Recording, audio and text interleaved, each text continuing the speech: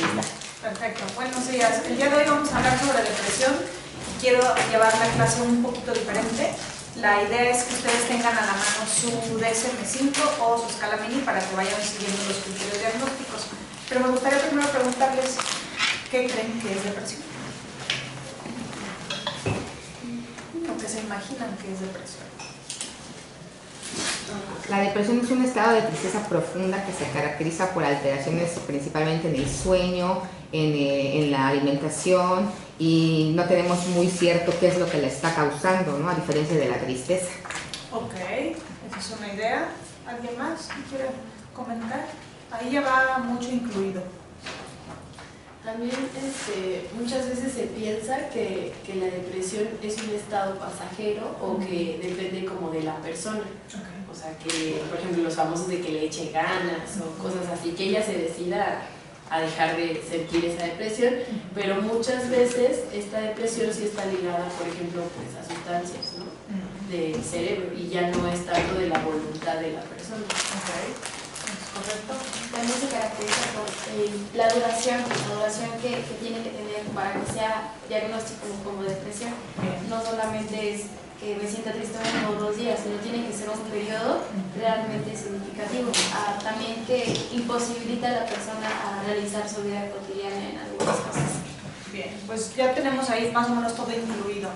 A mí me gusta un poco la metáfora de que la depresión puede ser vista como el clima y el estado del tiempo.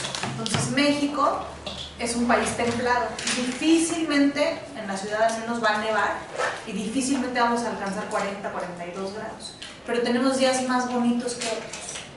Se espera que siempre en términos de templado. Entonces el estado del ánimo también es así. El estado del ánimo hay días que puede estar un poquito mejor, pero ya sabemos que todos andamos más o menos en templado. Tenemos nuestros extremos, hay algunos que nos vamos al extremo de que tenemos sesgo depresivo, o de repente nos entra la manía, o somos muy ansiosos, o somos muy enojones, pero andamos templados.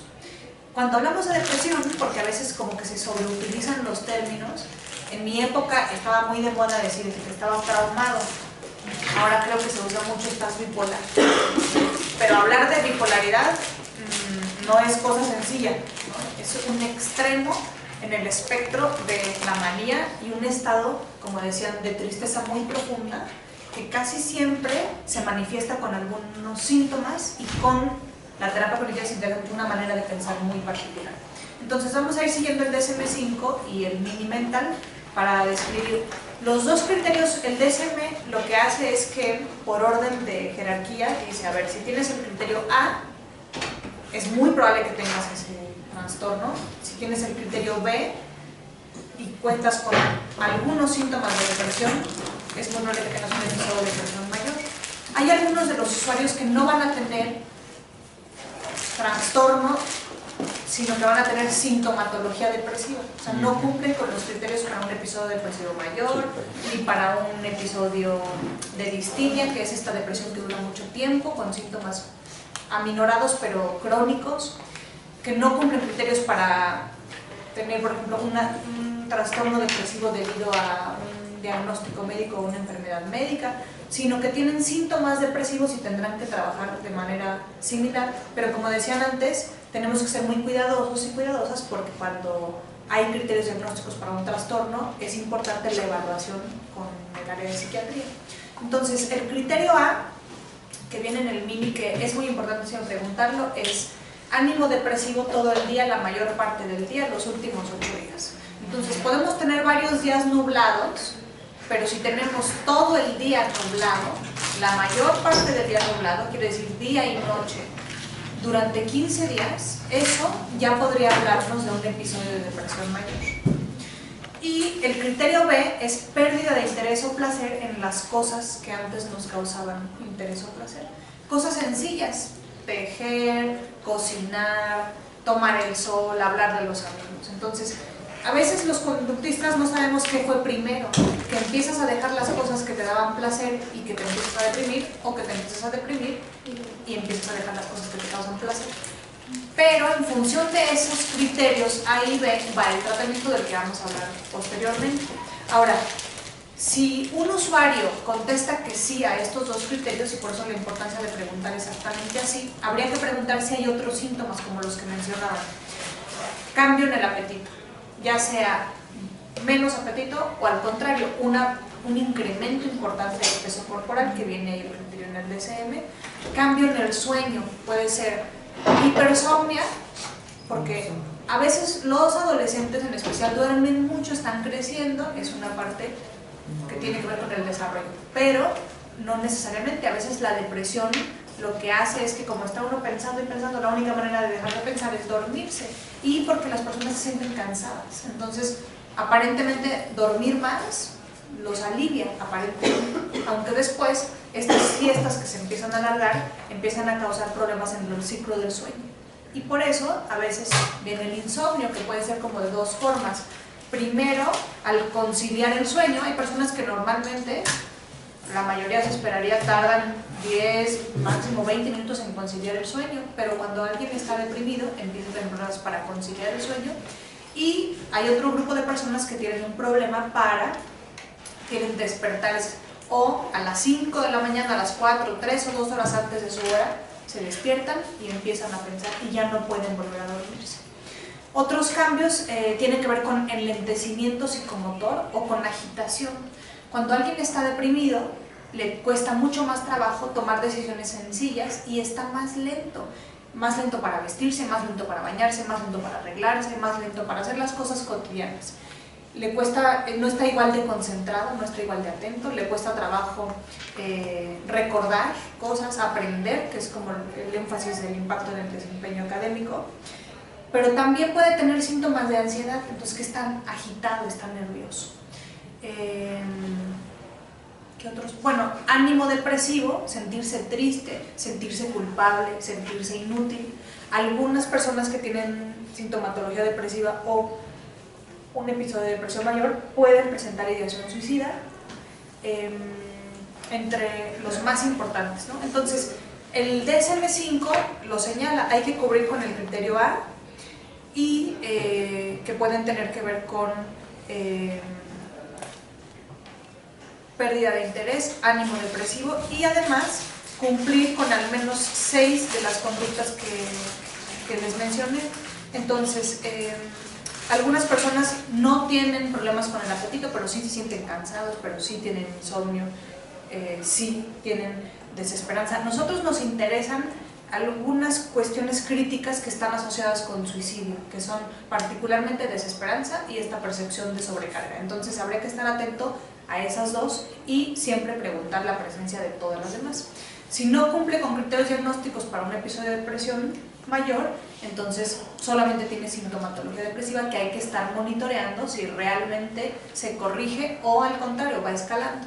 Y también hay que tener claridad cuando este episodio de depresión se debe al reciente diagnóstico de una enfermedad médica, porque es normal que alguien que le acaban de dar Hemos tenido aquí recientemente un estudiante que, aunque es un estudiante joven que no tiene aparentemente antecedentes o factores de riesgo, le diagnosticaron hipertensión arterial y eso lo puso muy triste.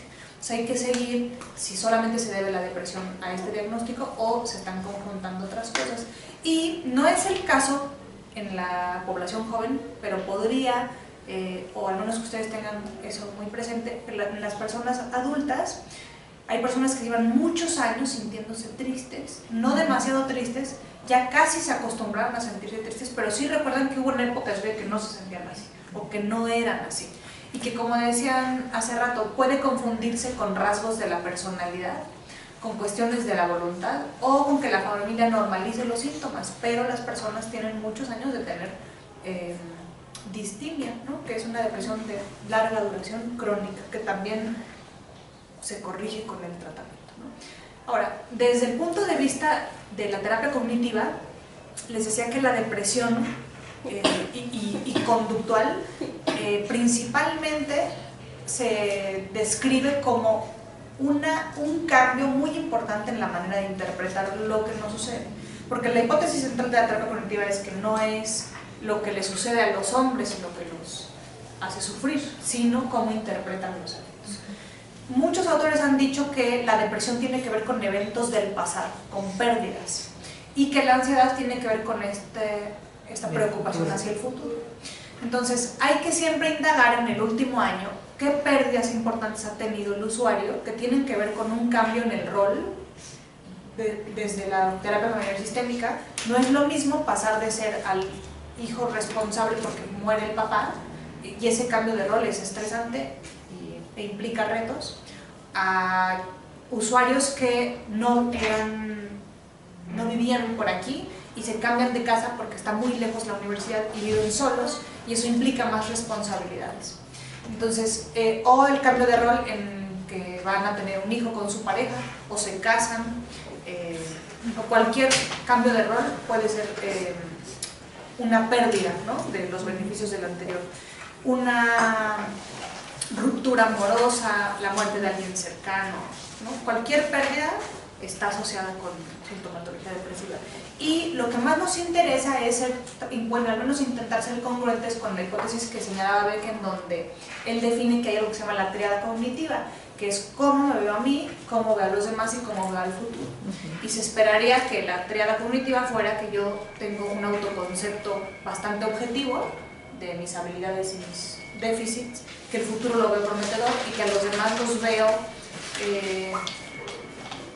pues con objetividad, ¿no?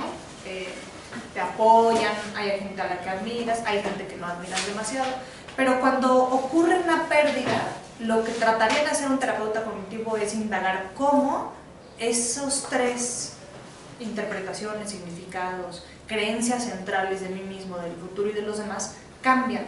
Entonces, si yo estoy muy enamorada de mi pareja y me embarazo y mi pareja no me apoya y yo decido o no tener al bebé, de muchas maneras eso debate las creencias que yo tenía sobre el amor, sobre la pareja, sobre la familia, esta persona en particular, sobre la familia, sobre el matrimonio, sobre el género. Muchas cosas se debaten ahí. Entonces, aparentemente tenemos un caso reciente de una paciente que atropellaron a su mascota y se puso muy triste, y podríamos subestimar, ¿no?, como en el caso de un niño que pierde un juguete, y podríamos intentar decirle, eso no es un problema, problemas los míos. Pero cada etapa del desarrollo tiene que, bueno, Erikson hablaba de esto, ¿no?, de tiene algunas tareas que completar y se enfrenta a algunos retos, ¿no?, en la edad universitaria, a la autonomía, ¿no?, a la independencia. Entonces, perder la mascota para una persona que ha vivido 80 años o que ha tenido una vida muy complicada podría no ser un problema muy grave.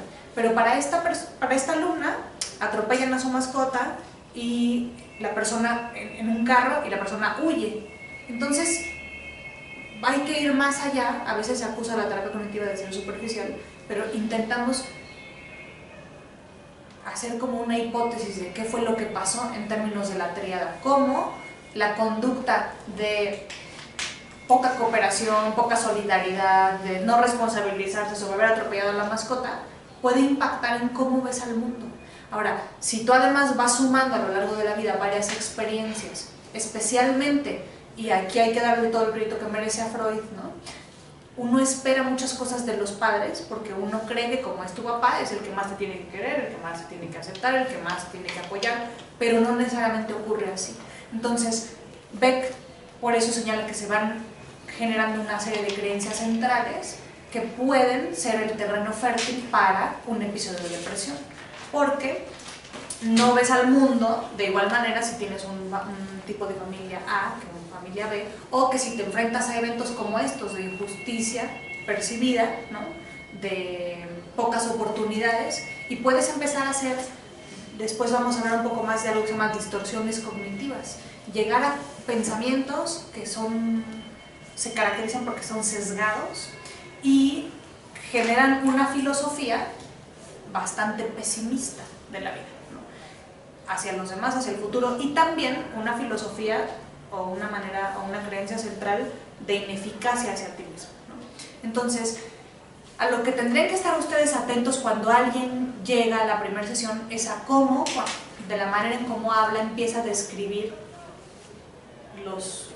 la pérdida o los eventos recientes que generan el episodio o la sintomatología depresiva. Nos hablan de cómo cambió su vida a partir de que cambió de rol, cambió su vida a partir de la pérdida, pero empezaron a cambiar sus formas de ver al mundo. Entonces, los terapeutas cognitivos lo que hacen es explicar a través de un modelo de procesamiento de información. Entonces nosotros estamos, quizás si yo estoy feliz o estoy con ánimo templado, ¿no? Vengo a trabajar con gusto, tengo muchas cosas que hacer, pero logro disfrutar de esta clase un rato y no estoy filtrando información a favor de esa creencia, ¿no? Pero cuando empieza, a mí me gusta mucho, hay una escritora mexicana que hablaba de la depresión que entra como una hiedra y empieza a entrar poco a poco en tu manera, desde la terapia de interpretar las cosas, y empiezas a tener pensamientos que les digo, no son muy objetivos. Puedes empezar a pensar que todas las personas son, o todos los hombres son iguales, o toda la gente que trabaja en la UNAM es mala, ¿no? Y te trata como no deberías, que siempre van a salir las cosas mal, que tú eres una basura como persona, que seguramente no vienen cosas buenas para ti, no vas a lograr terminar la carrera. Entonces, ustedes pueden empezar y dar recomendaciones que siempre tengan, a diferencia de otros tipos de psicoterapias, nosotros siempre tenemos nuestro cuaderno de notas y estamos anotando todo el tiempo esas oraciones que van diciendo los usuarios y que nos hablan de estos pensamientos que son distorsionados. Albert Ellis hizo un estudio y entonces llegó a la conclusión de las personas que tienen un problema o una cuestión de salud mental se caracterizan porque piensan diferente, y estableció, y lo pueden ver a mayor profundidad en el libro de Trastornos de la Personalidad, ¿no? Entonces sesgan y usan estas, por ejemplo, generalizaciones, que es una distorsión muy común, ¿no? Siempre pasa así, nunca pasa así, y si usamos el método científico difícilmente podríamos decir que algo pasa siempre, excepto las cosas que se rigen por las leyes de la física, porque si yo suelto este celular siempre se va a caer, nunca se va a elevar. Pero en términos de relaciones humanas es muy difícil decir que siempre me va a ir mal, porque hasta que no termine mi vida y cuente todos los eventos donde me podría haber hecho mal y haga un balance con un actuario de cuántos millones de eventos me fue mal, difícilmente puedo decir en este momento que siempre me ha ido mal y me va mal. Pero la depresión lo que empieza es a sesgar cómo filtro la información, cómo la recupero y cómo la almaceno. Y todo es congruente con siempre me va mal. Entonces las generalizaciones son bastante comunes, etiquetarse es bastante común. Es poco objetivo decir que yo soy una basura, porque una persona es una gran posibilidad de cosas. Porque puedo ser buena para las matemáticas, mala para las relaciones humanas, buena para exponer, mala para cocinar, ¿no? Entonces, decir que soy una basura es acotar todo lo que yo soy en una palabra, y eso no es objetivo, ¿no? Y tampoco es objetivo decir que los demás son una basura, porque los demás son un millón de posibilidades también, ¿no? Es equivocado decir que hay gente buena y hay gente mala, ¿no? Hay personas que tienen todas las cualidades, ¿no? Puede ser que algunas la escala o la balanza se incline, ¿no?, hacia un lado, pero etiquetar es una distorsión cognitiva que nos habla también de una forma muy rígida de ver las cosas, ¿no? Otra distorsión cognitiva que se usa y que pueden también revisar tanto en el libro de Judith Beck como, a mí me gusta mucho el libro de Sentirse Bien, es un profesor estadounidense, que es el libro de los más vendidos de terapia cognitiva para los que no han leído nada de terapia cognitiva, y se llama David Burns. Están impresos en editorial Paidós y tiene el libro de Sentirse Bien, el libro de ejercicios de sentirse bien, y tiene como 5 o 6 libros más de ansiedad, de ataques de pánico, un libro hermoso como donde explica cómo funcionan los antidepresivos, donde explica estas que se llaman distorsiones cognitivas. Hay otra distorsión que se llama el adivino. Las personas que están deprimidas casi siempre creen que pueden ver como con una bola de cristal qué es lo que va a pasar. Entonces si les decimos, oye, vamos a una clase que va a estar padrísima, ellos estiman que seguramente no va a estar y que no vale la pena ir, porque la depresión lo que siempre te invita a hacer es aislarte, preferentemente en tu cuarto con música muy triste y con la puerta cerrada, ¿no? Y por eso ahí los conductistas dicen, ¿qué fue primero? que se aisló y se empezó a deprimir, o se deprimió y se empezó a aislar. Entonces, para empezar a mejorar hay que activarlo, ¿no? Ahora, también las personas que están con algún problema emocional tienden a hacer algo que se llama sacar conclusiones apresuradas, que es difícilmente, creo que es imposible, adivinar lo que el otro está pensando. Pero una persona que no se siente ineficaz y que le dices, oye, pues anímate a decirle a esta chava o a este chavo que te dé su teléfono y le invitas a salir o pídele amistad por Facebook, la persona va a decir, o el alumno podría pensar, seguramente no va a querer porque va a pensar que yo soy un no sé qué, pero no lo sabes, solamente hasta que lo hagas. Y aún así, aunque te rechazara en Facebook, aunque no te quisiera el teléfono, no puedes estar absolutamente seguro de qué está pensando hasta que no se lo preguntes. Entonces, nosotros entrenamos a los usuarios a que conozcan estas distorsiones, porque sin darse cuenta pueden haber sido educados en ellas y sean estilos de interpretar el mundo, pero son bastante rígidos, ¿no? A mí me interesa mucho que ustedes, les digo, combinen conocer los criterios diagnósticos con la hipótesis conductual y cognitiva. Entonces, hay un autor que se apellida Lewinson, que es un autor muy importante que ha escrito sobre sintomatología depresiva y sobre tratamiento para depresión, y tiene un manual muy bonito para adolescentes, en donde, y él junto con otros autores han coincidido en que una de las cosas más importantes que hay que trabajar es algo que se llama activación conductual. Lo ligo con un concepto del que habla David Burns, que es la distorsión en la predicción de la satisfacción. Normalmente, si no tenemos depresión, yo les digo, oigan, ¿qué creen? Va a haber una fiesta padrísima, todo gratis, ella trae carro, él trae carro, ella trae carro, todos cabemos, 3 días de fiesta, va a haber sol, va a haber albercas, va a haber mucha comida, va a haber alcohol, vamos todos a la fiesta, les van a dar permiso de faltar. Lo más probable es que la mayoría de los que están aquí quisieran ir, porque, les decía, lo peor es quedarse solo sin hacer nada, porque así como la ociosidad es la madre de todos los vicios, en la salud mental, y además en un país como el nuestro, que somos de mucho apoyo social, ¿no? Y somos muy orientados hacia la familia y no al aislamiento, no somos individualistas, querríamos ir a esa fiesta. Pero la depresión o la sintomatología depresiva hace que cesemos y que pensemos que distorsionadamente no vamos a obtener tanta satisfacción de esa actividad y es mejor no ir. Entonces, lo que empezamos a entrenar a los usuarios a hacer es que a identificar que cuando empiezan a tener un poco de síntomas de depresión, es totalmente esperado que empiecen a predecir menos satisfacción de las cosas de la que realmente obtienen y las empiecen a abandonar. Entonces, normalmente si ustedes me preguntan ¿cuánta satisfacción obtienes de tejer? Yo les digo, de 1 al 10, 10. A mí me encanta tejer, me fascina, tengo mi colcha, lo disfruto muchísimo, pero cuando el ánimo empieza a bajar, la hipótesis cognitiva es que uno empieza a interpretar de manera diferente. Y si me preguntan ¿cuánta satisfacción crees que vas a obtener de tejer 1 hora? Yo voy a decir, pues como un 2. Y casi siempre obtengo más satisfacción de la que predigo, al menos un dígito. Y lo que le pedimos entonces a los usuarios es, vamos a hacer un experimento conductual. Teje esta semana 2 o 3 veces 1 hora y vas a notar cuánta satisfacción realmente obtuviste, pero tienes que hacerlo durante 1 hora. Y casi siempre vamos a encontrar que si estimaron 2, tuvieron al menos 3, 4 o más. Porque una de las cosas muy importantes que hacemos con los usuarios es entrenarlos a que conozcan qué es la depresión. Es decir, Judith Beck, lo van a empezar a leer, habla de la terapia cognitiva está construida de 2 cosas, de psicoeducar a los usuarios y luego de estrategias cognitivas, por excelencia, reestructuración cognitiva.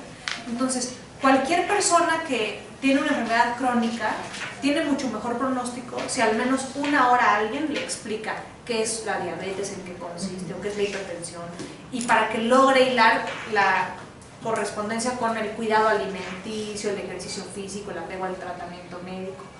Pero si no te dan información, es o al menos no necesitas tener un alto nivel de estudios, pero la información suficiente y necesaria da un mejor pronóstico para el manejo de la enfermedad. En salud mental es lo mismo.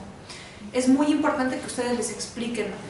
La depresión consiste en esto, consiste en que a partir de un año muy estresante, un año de pérdidas o una sola pérdida muy importante, tú empezaste a interpretar y no es azaroso, ¿no? Es congruente con la pérdida que tuviste.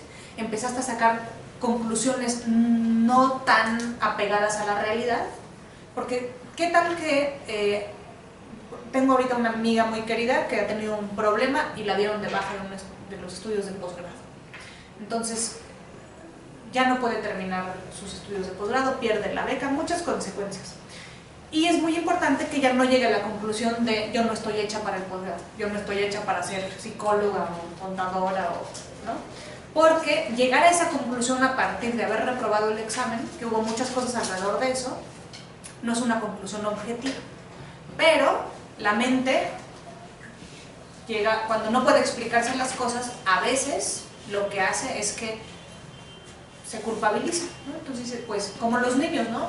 A veces cuando los papás están en alto conflicto, creen que ellos son los responsables de los conflictos, ¿no? Entonces, a veces empezamos a hacer conclusiones no tan objetivas y que hacen que tomemos muchas más decisiones a partir de eso. Entonces, es muy importante explicarles a los usuarios, cuando estés deprimido, vas a empezar a hacer varias cosas. No sabemos qué va primero, qué va después, pero vas a empezar por excelencia a aislarte. Congruente con tus creencias, porque además estamos pensando que trabajamos con jóvenes, vas a empezar a escuchar música que es congruente con cómo te sientes.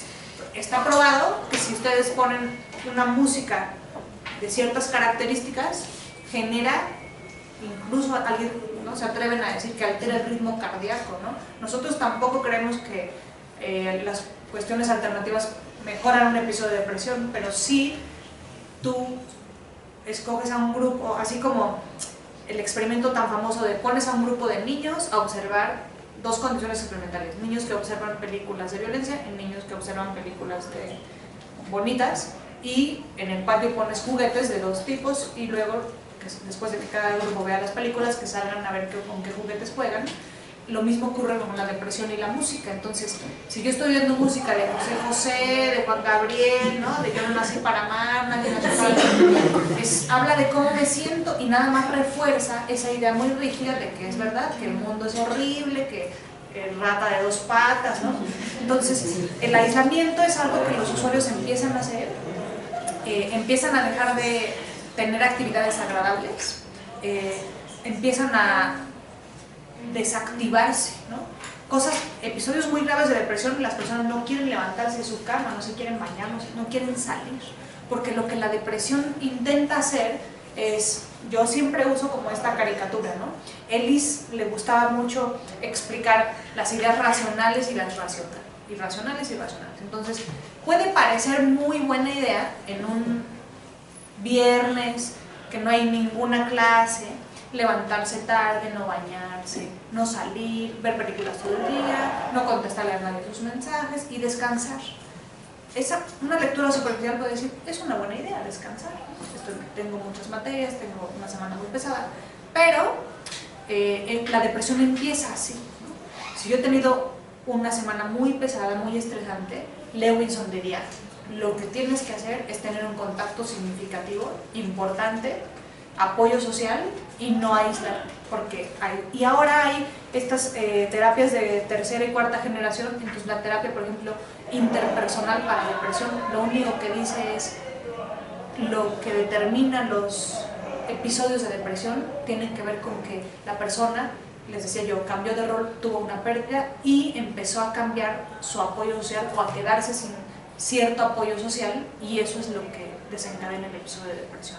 Entonces, ustedes pueden explicarles a las personas que algunos usan la metáfora de la depresión es como unos lentes, y te pones unos lentes en donde todo se ve gris, todo se ve pesimista, todo se ve como que no vale la pena, y también puede ser que tú quizá pues eres un estudiante, generas gastos, no estás en el momento en el que debas de contribuir mucho a la economía familiar, y empieza a elevarse ese sentimiento de sobrecarga.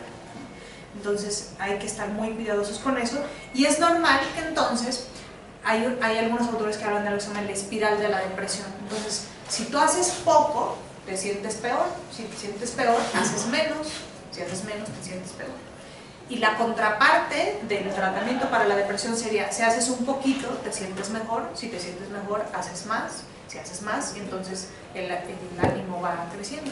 A veces lo difícil es intentar transmitirle a los usuarios que se activen y que, a diferencia de que cuando uno está triste piensa, ahora que me sienta mejor, voy a salir a andar en bici, ahora que me sienta mejor, me voy a poner a dieta para ponerme el bikini en Semana Santa, ahora que me sienta mejor. Y la teoría conductual dice que no ocurre así, que la inspiración o esta motivación para hacer algo no llega siempre antes de que ocurra la actividad, sino que llega después, y por eso se autorrefuerza. Entonces, lo que les pedimos es, haz un experimento, intenta ir a andar en bici al menos 3 veces, anota cuánta satisfacción predices y seguramente te vas a dar cuenta que ya que anduviste en bici 1 hora te sentiste mejor y te van a dar ganas de ir otro día a andar en bici. Y transmitirles, ¿no? Así funciona la depresión, lo que te va a predecir es no vayas, no hagas, no le hables a nadie, pero es justo lo que no necesitas, seguir esos consejos de la depresión. ¿Hasta aquí alguna pregunta? ¿Alguna duda?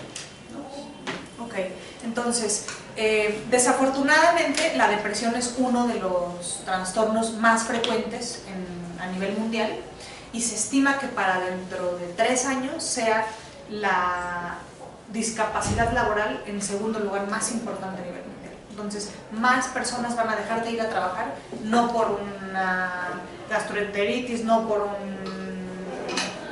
una gripa, no por influenza, sino por depresión. Entonces, es verdad que los sociólogos dicen, es algo individual, es algo en lo que comemos, o es un síntoma de la sociedad en la que estamos, porque no es muy esperanzador ver muchas cosas de las que nos están pasando. Entonces, demanda mucho más como especie que mantengamos la esperanza ante condiciones cada vez más adversas, ¿no? Porque para un estudiante es muy difícil entrar a la universidad sabiendo que van a competir 25, 30, 50 contra un espacio en la carrera de medicina, por ejemplo.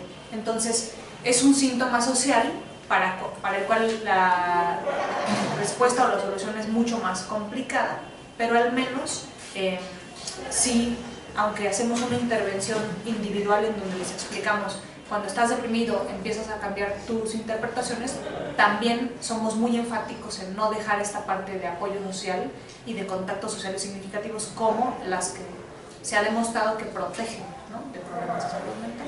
¿Okay? Entonces, el suicidio además está lo más asociado a lo que está esa sintomatología depresiva. En casos extremos nos han tocado alumnos con depresión con episodios psicóticos. Entonces hay que estar muy atentos porque algunos de nuestros alumnos podrían estar tan deprimidos que empiecen a tener alucinaciones, ¿no?, alucinaciones visuales, auditivas, y habría que evaluarlos y pensar siempre en una canalización, ¿no? Y la indicación en el CREAS al menos es, cuando ustedes evalúan sintomatología depresiva con el MIMI, si ustedes estiman que el episodio es un episodio de moderado a grave, tiene que ir a evaluación con Andrea, la psiquiatra. Se ha demostrado que hay muchos tipos de psicoterapia. Hemos dicho aquí que la terapia cognitiva es una de las que tiene más evidencia. Es verdad que para algunos trastornos, por ejemplo, episodios de depresión moderada o solamente sintomatología depresiva, cuando hacen estudios aleatorizados en donde comparan 600 pacientes con solamente sintomatología depresiva, donde les dan terapia cognitiva, otro grupo en donde comparan sintomatología depresiva con tratamiento farmacológico, otro grupo de pacientes con sintomatología depresiva y no les dan o están en una lista de espera, se ha demostrado que la terapia cognitiva en algunos casos es igual de efectiva que el tratamiento farmacológico. Pero nosotros de ninguna manera queremos transmitir que hacemos maniobras heroicas y que podemos sacar a cualquier persona de un episodio de depresión, sobre todo si es un episodio de depresión mayor o es un segundo episodio de depresión. Entonces, cuando ustedes trabajen con los alumnos, tienen que incluso pensar en cosas como, ¿es la primera vez en tu vida, y viene la pregunta en el mini, en donde has tenido al menos 2 semanas de ánimo depresivo todos los días, la mayor parte del día, o ya has tenido en la prepa, en la secundaria, algún otro episodio de depresión? Porque así como en el suicidio, el mejor predictor de que haga otro episodio de depresión es haber tenido uno previo. Y a menor edad del primer episodio, el pronóstico es peor. Entonces es muy importante indagar. Ahora, puede ser, porque estamos también hablando de que en la unidad universitaria es el debut de otros trastornos mentales, y no confundir o no dejar de preguntar si pudiera tratarse de un trastorno del afecto, que el episodio de depresión va seguido por un episodio de manía. Entonces también está bien preguntar, oye, ¿y te has dado cuenta? Sí, casi siempre hay varios tipos en el trastorno bipolar, manía o hipomanía, que es una manía menos intensa. Hay trastorno bipolar de ciclos rápidos, ¿no?, en donde en una misma semana tienen los 2 episodios y el riesgo es mayor, porque el trastorno bipolar también está muy asociado con suicidio por los altos niveles de impulsividad. Entonces, si ustedes empiezan a notar en la entrevista que seguido de la depresión los alumnos tienen estas otras conductas que son la contraria, no pueden dormir porque tienen muchas ideas, porque están muy activos, no pueden dejar de hablar, sienten que no pueden frenar tantos pensamientos que vienen a la mente, quieren emprender negocios, quieren emprender, hay que estar atentos porque puede ser como esta curva, ¿no?, de después del episodio de depresión viene, y siempre informar a la supervisora y que reciba una evaluación para descartar y, ¿no?, estar tranquilos. Bueno, vamos a hacer una pausa.